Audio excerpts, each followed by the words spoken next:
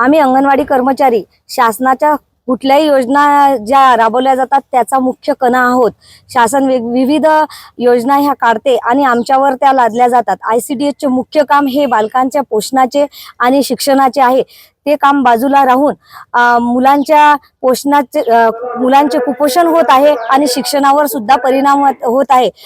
या विरोधात इतर ज्या विविध योजना शासन काढत आहे त्याचे काम आमच्यावर ऑनलाईन आणि ऑफलाईन प्रकारे राबवत आहे।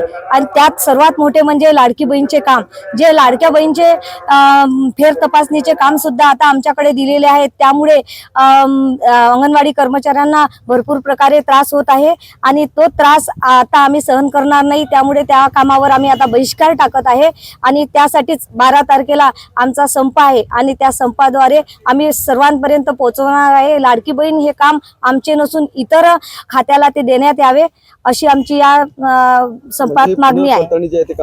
नाही, केवायसी नंतर अनेक लाडक्या बहिणींचा लाभ जो आहे तो थांबलेला आहे आणि आता त्यांची पडताळणी करण्यासाठी अंगणवाडी सेविकांवर ही जबाबदारी देण्यात आलेली आहे। तुमच्या संघटनेची काय नेमकी भूमिका आहे?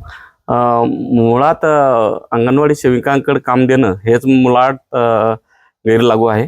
कारण अगोदरच अंगणवाडी सेविकांवर प्रचंड अशी कामं वेगवेगळ्या प्रकारचे लादल्या गेलेली आहेत आणि त्या कामामुळेच त्रस्त झालेल्या आहेत।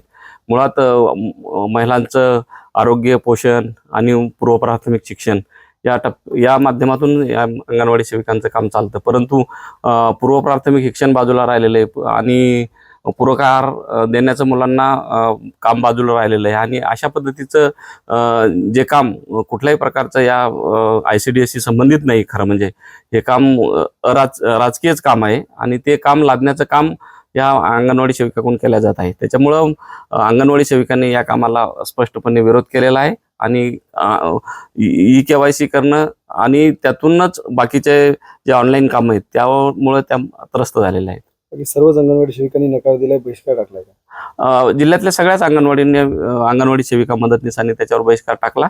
केवळ बुलढाण्यातच नाही तर महाराष्ट्रभर या कामाला विरोध होत आहे।